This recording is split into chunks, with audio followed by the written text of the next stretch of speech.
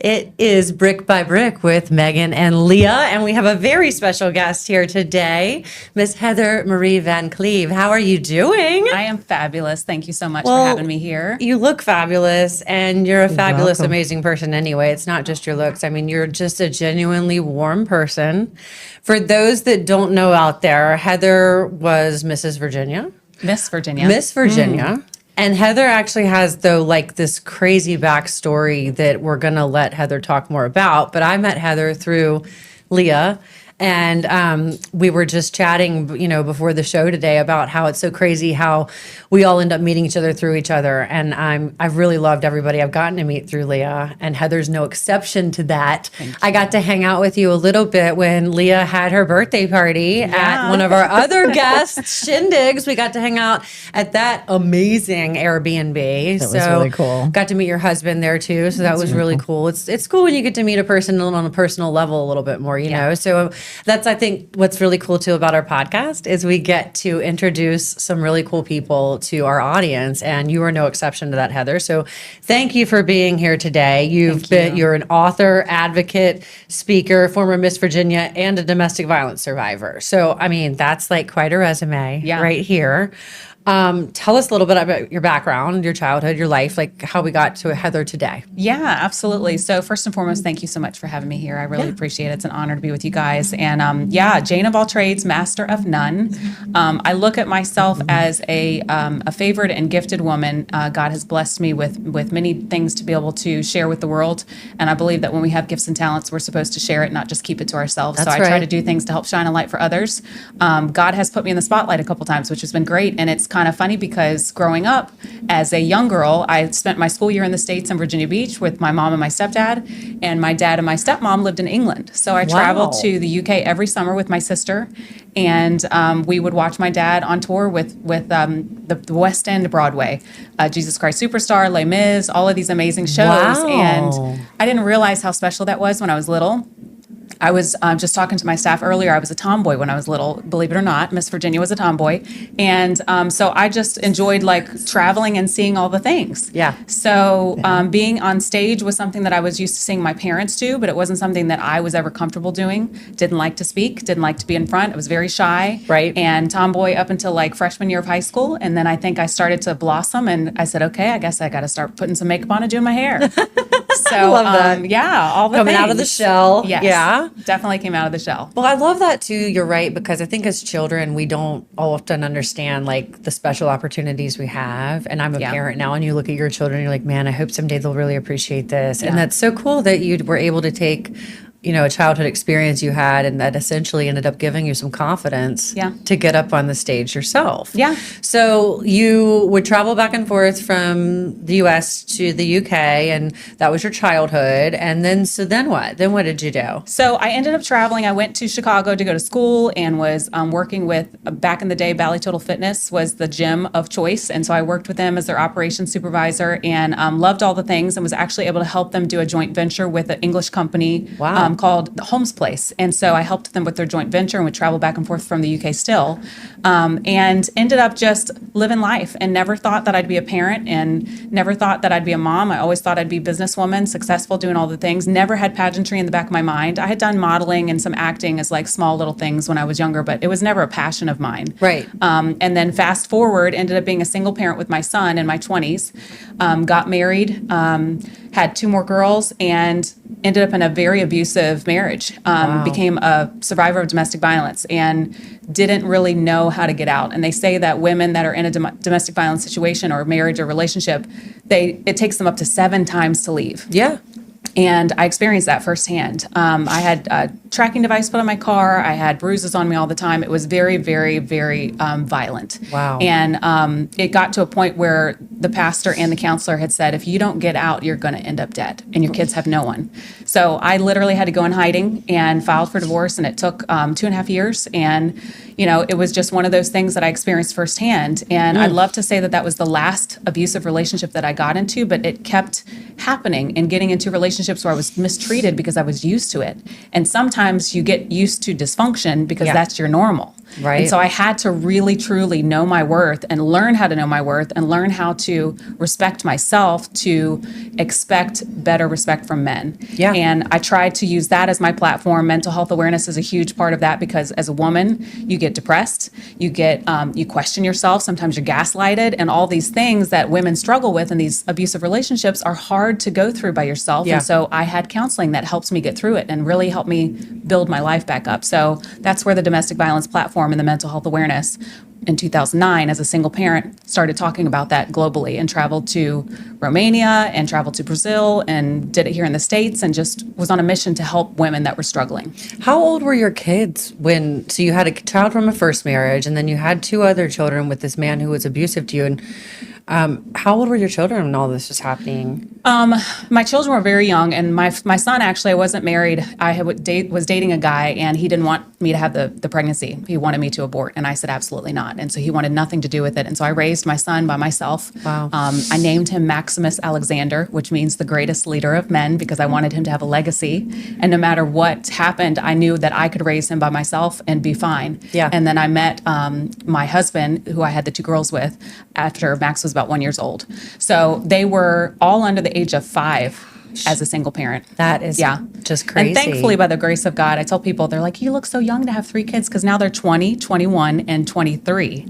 And I had them all before I turned 30. So for someone who wasn't supposed to be able to bear children, I had 3. And then I said, okay, doctor, I need you to cut, tie, and zip that off, because I'm done. This is a lot, but I love my children. And they really have given me the perseverance to keep going. Yeah. No, I mean, I agree. I think I'm a mother. Leah's a mother. We talk about this a lot. I think the why is so often your children, right? Yes. Like the why. I know you're a cancer survivor. I'm a cancer survivor. And when I was sick, I had 2 pictures they had drawn on my wall when I would roll over and wake up in the morning. It was the first thing I always saw was 2 drawings they had done that said, I love you, mommy. And like just things like that, because that's your why when you're feeling like crap or you're getting beaten up or whatever in life, right? Like everybody has to have a why. If you don't have children, I'm sure you have another why out there, anybody watching. Yes. But like, I agree with you. I think that can be a really big superpower that you have. And kudos to you. Thank I mean, you. my God, because I feel like you're right. I do know other women that have been in abusive situations, unfortunately, and I think the getting out is the hardest part. And then I also feel like there's this shame, and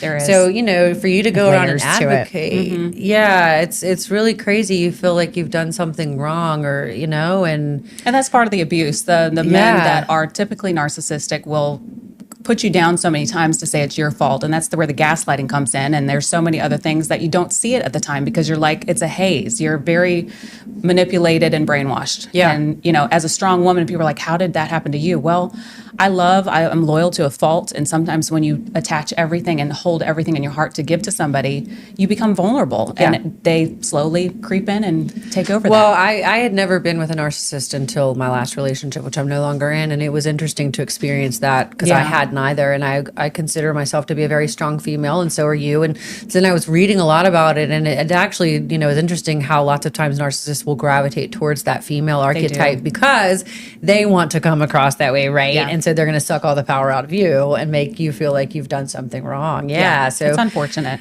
you are a superhero then for getting out of that. Yeah. And then that leads us, you're being an advocate at this point for domestic violence. Yeah. But how did you get into pageantry? So that was a whole nother ball field. I guess when I started speaking about domestic violence and mental health awareness, I started helping different people that were out there to advocate for mental health and for domestic violence. And I'd speak wherever I was called to go to. And it was kind of one of those, okay, God, where do you want me to go? Tell me where and I'll go.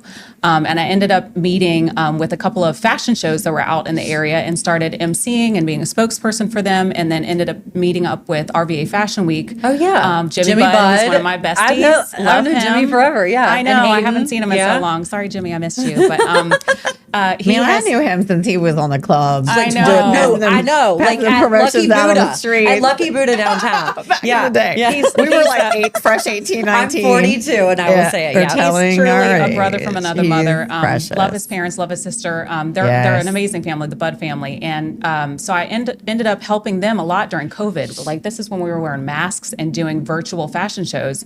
I just started emceeing for them and being a spokesperson for them, and really found that I was was doing a lot of that speaking and coinciding with spokesperson that I started to help a lot of people during COVID to put a spotlight on their communities and started going around to different communities and different businesses and saying, hey, what are you doing for mental health during COVID and how can you help shine a light for your business and for others? And so I literally would go to different businesses and interview them and put it out there on social media and put it out there on YouTube and just kind of was my own contributor to the community. To the space, yeah. And just I started love doing that more too. and more. And I started seeing, okay, God's given me a gift to do that. How can I help other people? And it just kind of snowballed into different things. There was a woman that that saw me and she said, you need to be part of the pageantry system. You've got such a great platform and you speak so well. And a lot of these women that are in the pageants need to know their worth because they're doing these pageants sometimes for the wrong reason. They need a physical crown to put on their head, but really, truly, we are all crowned already. And so my message was to help them remember their worth, know their worth before they ever receive a crown because they are worthy regardless. That's so true. And Maria Bell, she planted the seed. And then a couple years later, there was another person that planted a seed. And so finally I was like, okay, what the heck, I'll give it a shot just to be able to give these women some encouragement. It's not about me. And I went into it really, truly doing it to help encourage other women, not expecting at all to win the crown.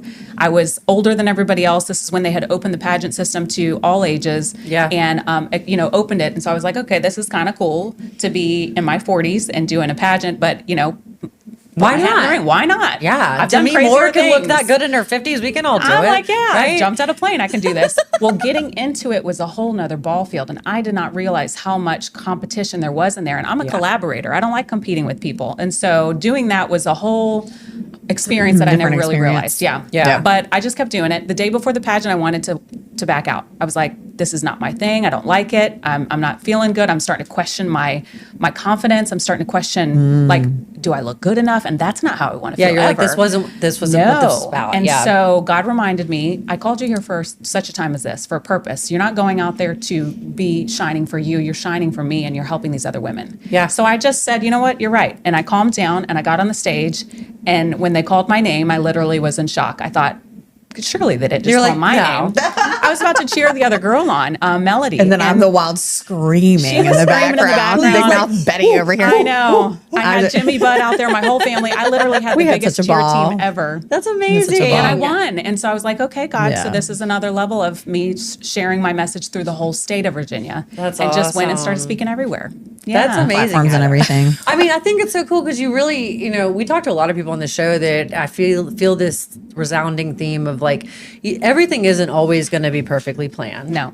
You're going to have to kind of ebb and flow with life, and life's going to throw you some curveballs, right? But it's really so much how you take that and what you do with that situation and make it an opportunity, right? Absolutely. That's also why we named our show Brick by Brick, because we find ourselves, all doing just a day at a time in certain seasons because life can be really heavy. Yes. And still balanced with like wins. Yeah. But then you're over inside of yourself and in your inner landscape having to nurture that too, because it's like, it can be heavy. And how do you balance all the And you start the peace questioning and the yourself. wild You'll start to question yourself. So like in the your same community body. of like-minded Yeah. people is so Yeah. important. Whether you were talking about the abuse aspect or the aspect of pageantry, or like having that community that you can kind of fall back on when you are questioning yourself, I think is so important too. So the purpose of the show was, I think, also to encourage others that even when you go through some rough times in life, like everybody's going to, right? It's like I tell my boys, I'm like, attitude's 95% of it. Like just, you're going to figure it out. It's going to be okay. and surrender. Yes. And then like kind of reminding yourself of your milestones. Yeah, absolutely. One of the things that I learned from just my journey in life, I listened to different speakers and podcasts, and I think we all do that a fair amount. But there was one person who really inspired me to like look deeper into the meaning of our names. So I do want to share, I took some time to like dissect that, but it was more meaningful recently because now that she's on the other side, now that you all are both on the other side, I was so fascinated with the fact that we got to add your new last name to the name meaning. And I don't know if you will remember this, but I'm just going to read this little excerpt because I just recently looked it up to celebrate you. Since her diagnosis in 2022, our girl has experienced God's healing. We are so honored to celebrate you. Heather Marie Van Clevestein, new last name added. She's walked through the fire of breast cancer with unshakable grace and strength. Her very name reflects her journey. Heather, a flower that thrives even in the harshest landscapes, symbolizing resilience. And I remember looking up that picture, and have y'all seen, a blade of grass go through concrete? Like that's a visual. I want you to understand what's coming up on that. And then Marie, which means rooted in beloved, reminding us of deep love surrounding her. And then Van Cleve, carrying the strength of to cleave or cut through, which embodies her ability to overcome obstacles. And then Stein, the new last name, her married last name, meaning stone, an unmovable foundation of her will. Wow. She's also a Taurus, so I just noted that Heather radiates determination, patience, and loyalty, refusing to be shaken by life storms, much like her Stein's steadfast nature. Literally together, all the qualities paint the story of a woman who has not only battled, but triumphed, and shown us all the beauty of endurance, courage, and an unyielding spirit. So if any of you listening have not taken the time to delve into the meanings of each of your names, I would be so fascinated to hear. Yeah, I need to do that. Yeah. And you all can text us into the show too. Like it's it just helps you really understand like the power of your name. Yeah. And No, that's really cool. I feel like it's so wild, like how she's lived into each of those things too. Well, It's yeah, just really cool to because the connect the stone dots. kind of came at the end too. Isn't that interesting? But yeah, so you just touched on, being a survivor, and we touched on the beginning, but so when were you diagnosed with breast cancer? Had you already done the pageant? No. So my Okay. high mountaintop moment was the Cinderella moment of winning Miss Virginia. Okay. And that was in 2021. Okay. And out of all of those states, Yeah. they had to go compete in Las Vegas for the Miss America title. And that was like one of those, I'm like, okay, God, I'm tapping out of the pageantry. I really don't want to do this, but I had to, as the state title holder, go and compete. Yeah. So I Right. went in and I ended up winning Miss Fitness out of all of the states in my 40s, from 18-year-olds all the way up to high 50s, I think is where we had the oldest contestant. And I won Miss Fitness out of all those states. And I'm like, okay. 50 states. What in all the 50. world? So I came home very proud of that title. And I was like, okay, let me see what else I can do in my 40s. And Yeah. I've always loved fitness. I've always Pushed. admired women that can do these physique competitions and still stay feminine but toned. Yeah. So I started training with a trainer, Mary Johnson Fitness. Shout out to her. She was amazing. I've always trained myself because I was a personal trainer back in the day. And so I was like, I need someone else to hold me accountable. Started training with her, gave myself 9 weeks to get in the best shape of my life, but I was already almost halfway there. So as I was leaning out and dieting, I all of a sudden started feeling a lump in my chest, and it was like out of nowhere because, when you get out of the shower, you put lotion on, you're drying off, you notice those things. I Right. didn't notice this at all. Right. And so I had gone to Daniel and I said, did you notice this lump? And he's like, no. So at the time I was going to get my weekly B complex shots, and I asked my nurse, Bestie Madison, I was like, can you feel this? Because I know your mom had breast cancer, and tell me if this is weird. Should I have this looked at? She had a nurse practitioner that was working with her, Kelly, at the time. Kelly felt it. And she goes, have you had a mammogram yet? And I said, no. She goes, well, I'm going to schedule you one. You need to go right away. And so I was like, okay, well, this is weird. Maybe it's just from the stuff that I'm eating.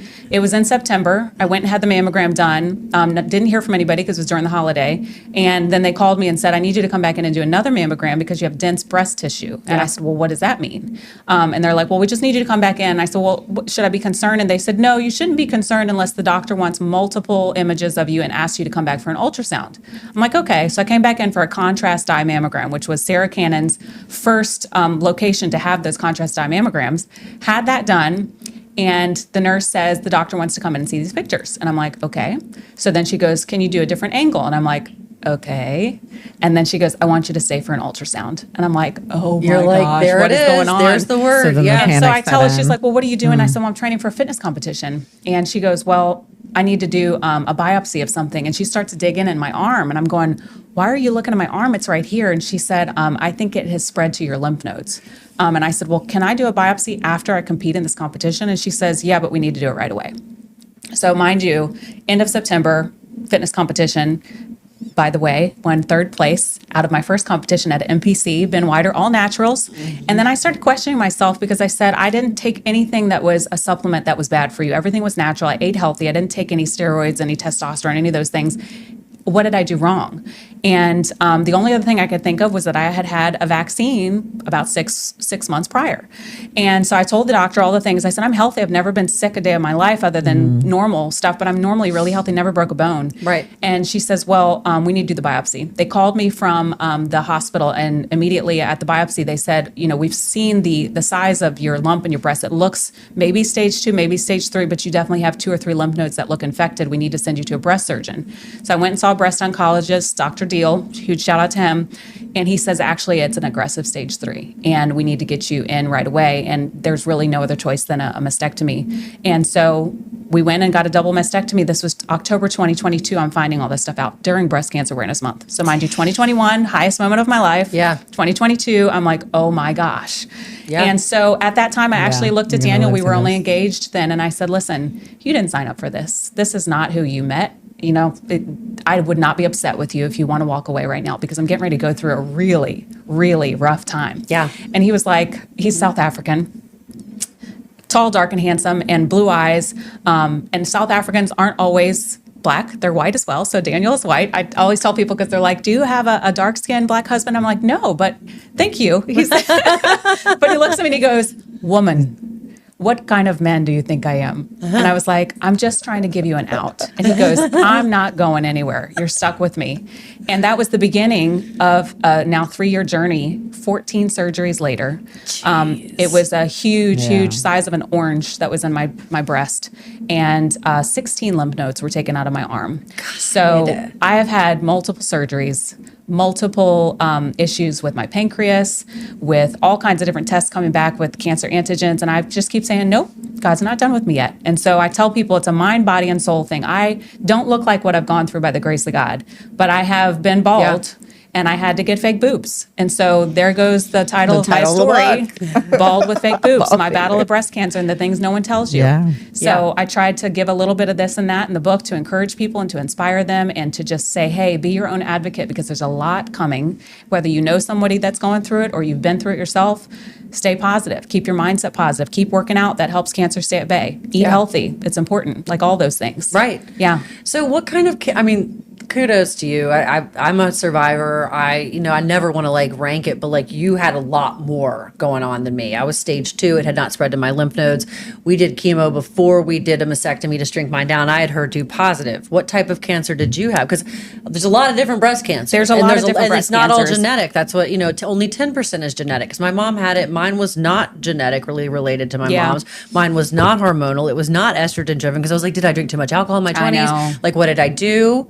And that's the other messed up thing. It's like, I didn't do anything wrong. I know. Just like with abuse. But for some reason, as humans, like my first thought was, what did I do wrong? Yeah. And you feel all the feelings. Yeah. You're questioning things. You're discouraged. You're sad. You're angry. You're confused. All those things. And everybody has a different DNA for cancer. And I was just talking about this to the ladies.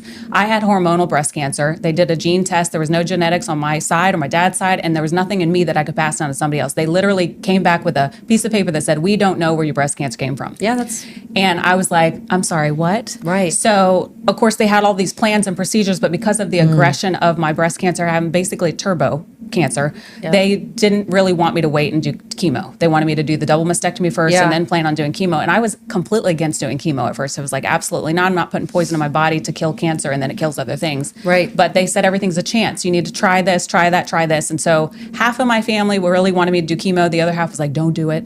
And so at the end of the day, my now husband, who was my fiance at the time, was really concerned. He said, I love you and I don't want to lose you. So will you please just try something to keep yourself alive? Yeah. And I said, okay, I'll try it.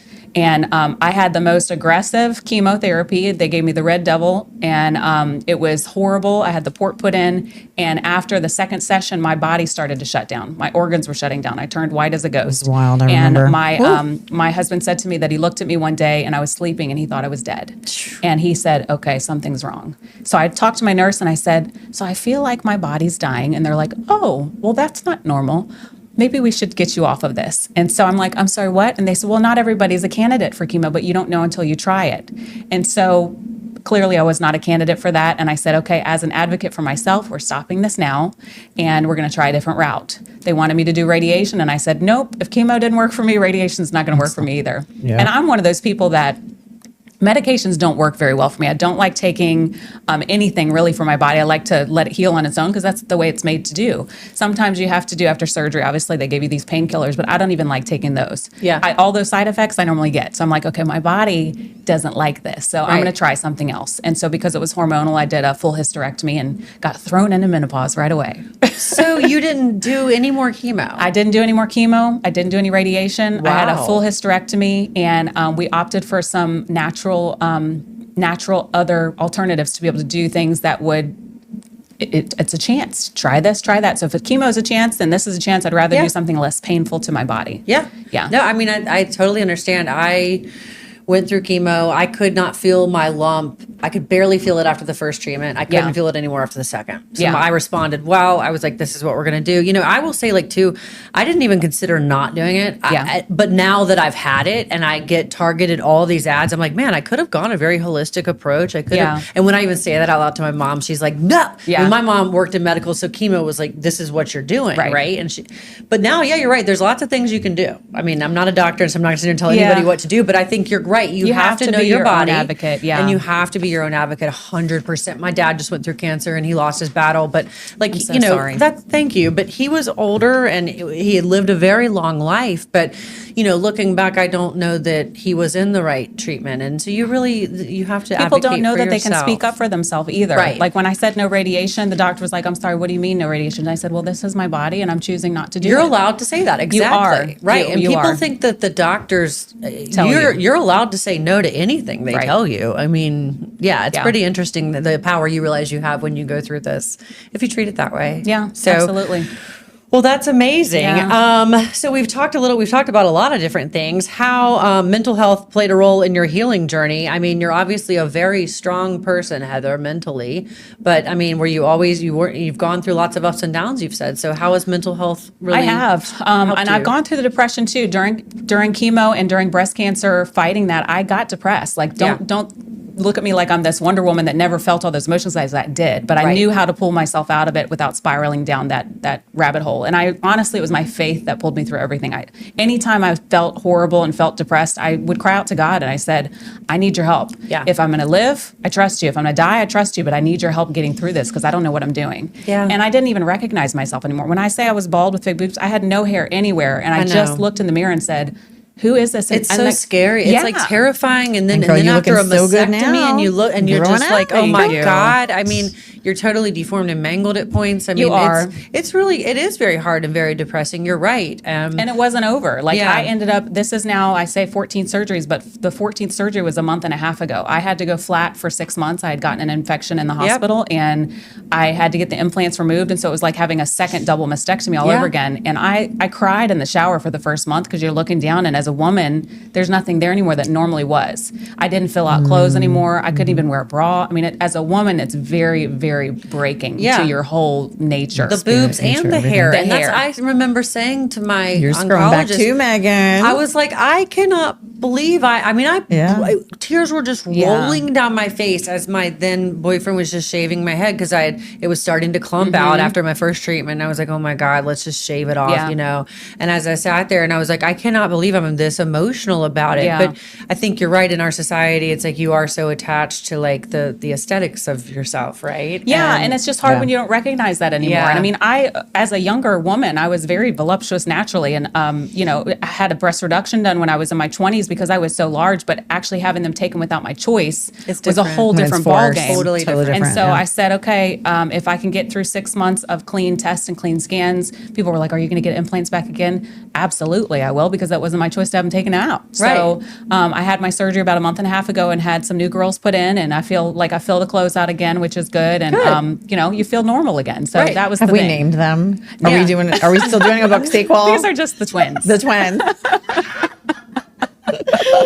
That's too funny. Yeah. Oh my God. Well, all right. So we're going to start to wrap up a little bit here. So let's talk about, are there any, tell us about what are the upcoming projects you're excited about? Anything current you're working on? Anything you'd like to tell the audience about here today? Yeah, I do all Yes. kinds of different stuff. So I was explaining when people say, what do you do? I'm like, well, I do a lot of A stuff. lot. What do I do? So I'm in regional property management. I work for an amazing company that has been such a blessing to me. They do development, property management. They have houses and rental properties. That's my normal normal 9 to Okay. 5. And then on the side, I'm a contributor for CBS 6, for Yes. Richmond Times Dispatch, for Lee Enterprises, and for all these businesses in the community that need an influencer to be a voice for them. God's given me a voice. Heather Marie Speaks is not my last name. It's just what I do. And that's my platform. And so I go out there and I speak for different businesses and different news stations to kind of be just a filler, a contributor for all the different things that they need to fill that void. That's I what love God's that. kind of put me in the position Those to do. categories. I love that too. Yeah, and I love being able to be an ambassador for the American Cancer Society and for the Virginia Breast Cancer Foundation. Yes. Which are two